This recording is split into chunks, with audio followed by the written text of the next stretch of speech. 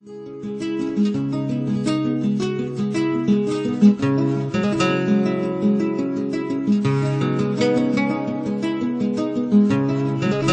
average Filipino diet is based on rice.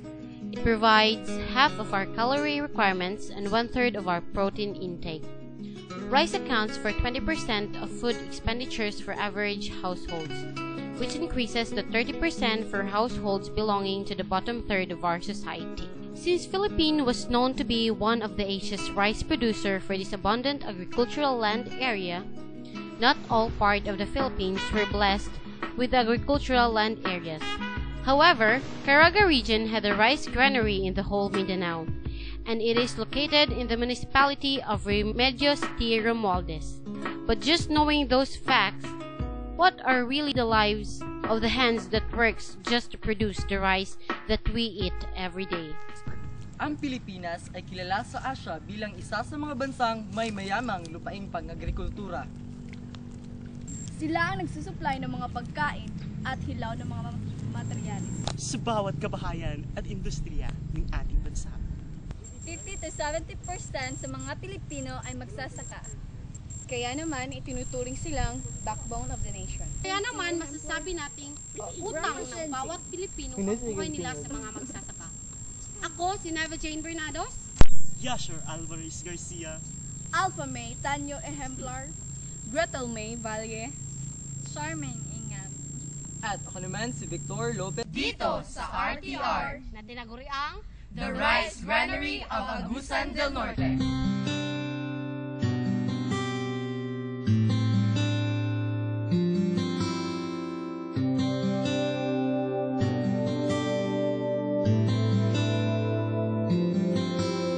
Ang limbay mo ay awit ko, awit ng hangin-hangin ng mundo, sinabayan, patak ng ulan, pinatunog lupang tigang, bato sa ilog ginawang kulintang, pinasayaw ang mga kahoy, taliwala sa lasang. Mga kiyat na ugat nag-indak-indak, uban sa mga nagsadyang mananap, araw na nakadungaw sa lupa'y naging ilaw. Ilaw sa sanlibutan, kalibutan gihayagan, aron magpadayon ang disko sa lasang.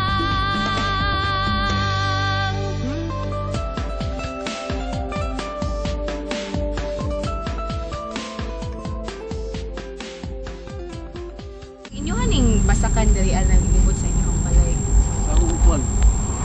Ikanan. sa inyong gikanan, so wala mo nagpliti ani. Wala ang piti kay kibali namin yung mukha sa kuan.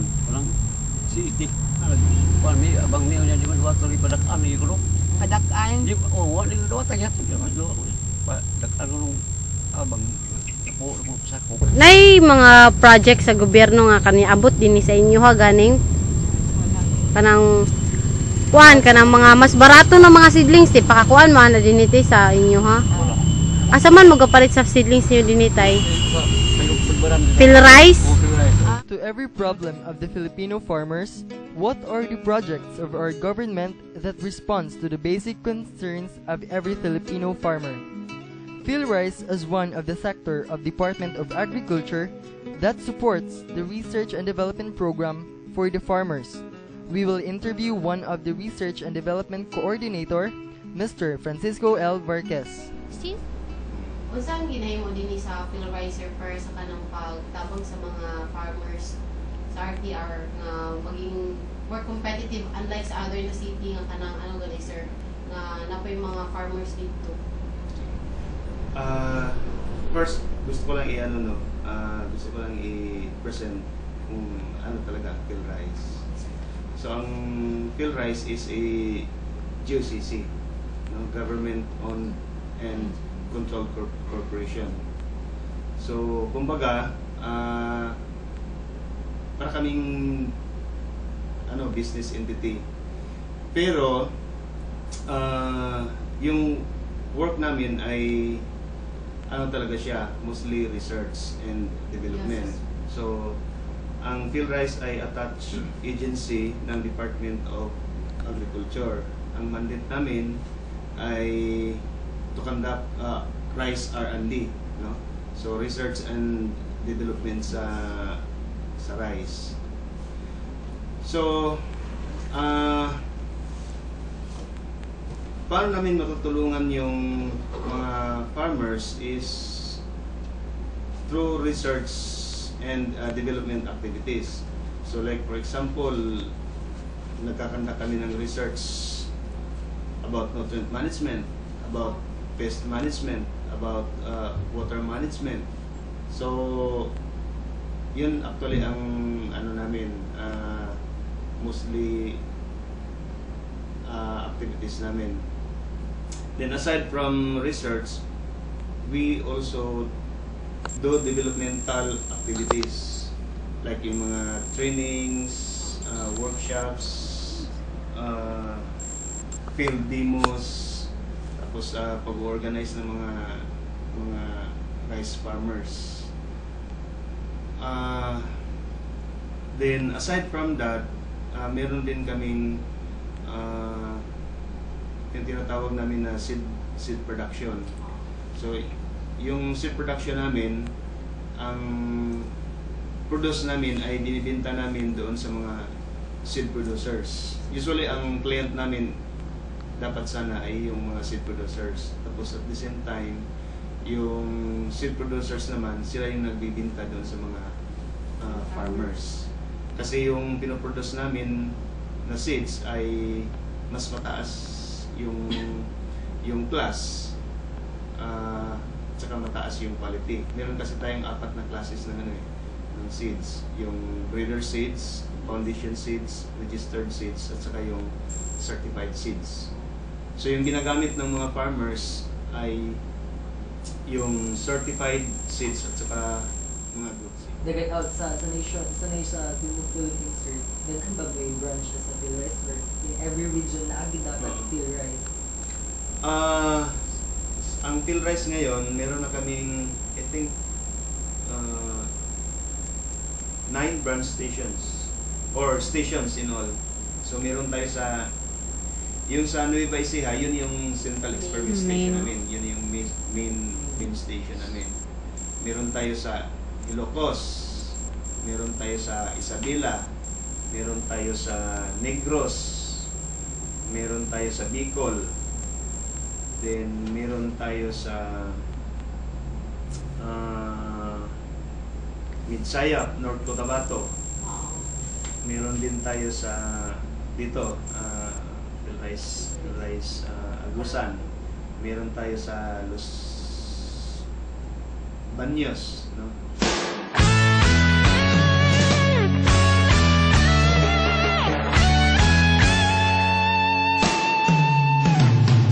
Hangin, mabugnaw hangin, akong nalanghap sa akong pagpasilong sa mga kakahuyan. At kung di gayon, naglagiting ang kainit ug ang dughan sa kalinaw ng andoy. Sa akong paglakaw sa dalan nga mamingaw, aduna ko'y nakita Colonia Erlinda. So, pila na ni katog yung galingan darete? Kuwan, since 1963. 1963, so dugay Oh, pero mais pa to. mais karon, apil na pa daw. Or ang rice na nag-start ng 1979. So, Pagkuhan sa Masagana. apil gihapon ang kuan karon te corn nga pagaling. Wala na, gawa na may corn diri. Kahoy naman.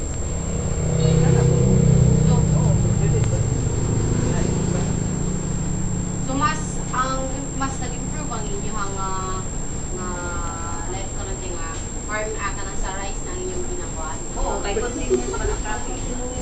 Ang karon nasulbad na namong istiburir kay kana bang synchronized farming. Synchronized farming. Kanang magkadungan-dungan ba? Oh, iya. kuan magkadungan-dungan ang mga Basta mag-diferensya lagtag 1 week inaana ba? Namurag na sulbad na ang among istimburir karon. Kay mabahin man. Dili gikuan po namo sa akong patakaran pod. Gikuan ako sa bulan nga kanang mubuswak ang humay matunong siya sa last quarter. Last quarter sa bulan. Inay ang kuan natin ang istimburir. Inay. Last quarter. Maunay na estudyohan po namo tupag kuan namo sa kuan Sidnon mga farmers. Ay namoy kuan ka nang sa siya ang symposium or mga mag-eskwela eskwela mo ate. So karon na nagsugod na gani pod. So may tawagan ng organization bitaw tinga nag-advocate ana bitaw or kanang bitaw nagpasiuna bitaw tinga na sa mga farmers na may mga seminars na ginakuan usay tawagan ang grupo or organization farmers association. Pero nagsugod na pod og eskwela na pod katong wala pa mag-eskwela. So sa yung mga benefits nga makuha natin kung paano mo so makahibalo ka padagan sa imong pagbasa. Unya kuan man pod nagtabang man pod ang among government diri nakaloan mi sa utop. Nga and every 15,000 750 rang interest nimo. Until nga mag-harvest ka mao na siya. Estimated yun na kuya no kung unsa kalayo gyud. Kuya pila na ka years gata no minani kuya? 15 years. So muna na imong source of income kuya? Patanon pa kada ay kuya nag-start. So nana kay family ron kuya? Pila man imong anak kuya? 3. So muna imong source of income para sa ila kuya? Nakay basakan. So kanay dili na imo ha kuya, gatanom ka lang.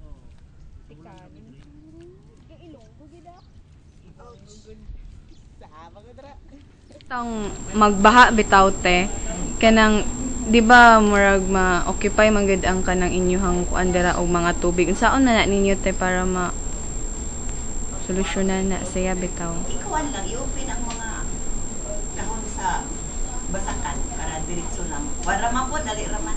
Atod, ang irrigation ninyo dinhi sa niya.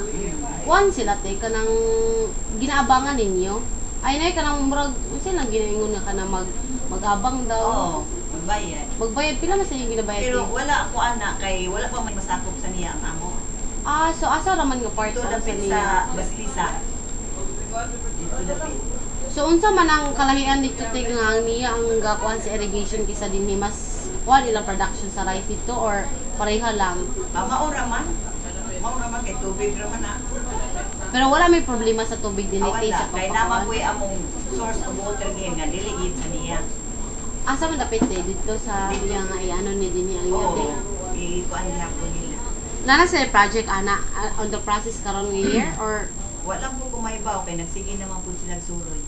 So naghimo pa sila kuan nila. Kay mintras nga di gid sila makahimog ilang kanal bitaw nga ilang sinintuhon ana ba.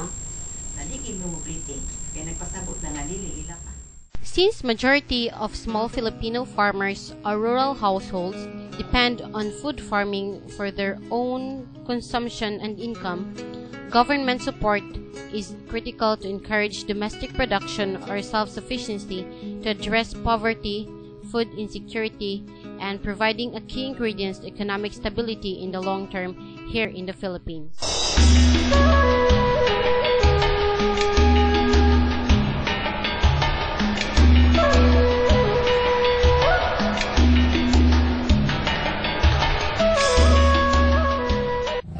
Ang ikatabang sa gobyerno nato bali pareha anang taylon gikan sa gobyerno ana Oh, inga na sa iyo pareha anang makakuha mig financing para sa anang dili badak interest. Karon sa akong message sa mga kabatan-onan ug sa ako pong mga anak.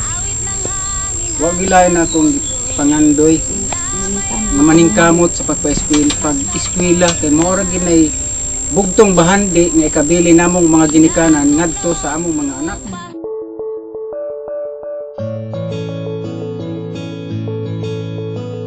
Kining tanan magpabilin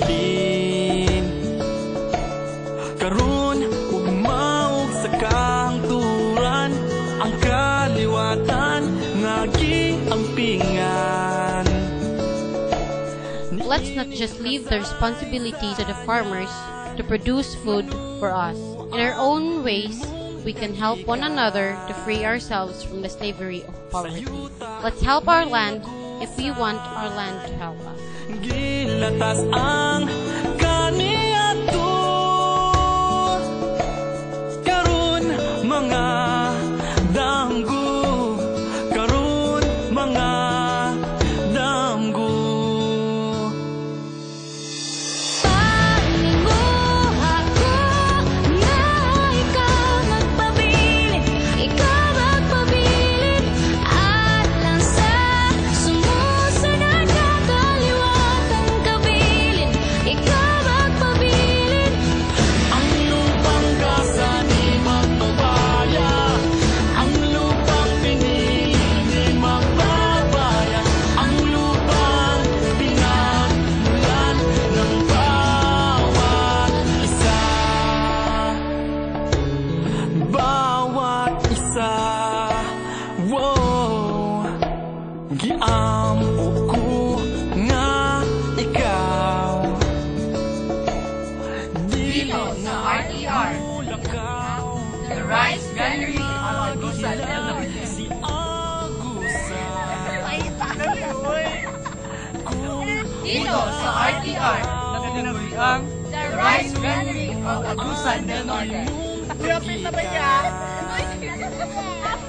Sa yuta ning agusan, gilatas ang kaniadto karon mga danggo, karon mga danggo. These are food. Breadcrumbs, toothpicks. Kaya ano? Pasuya sa tiin. Uy girls, ano na?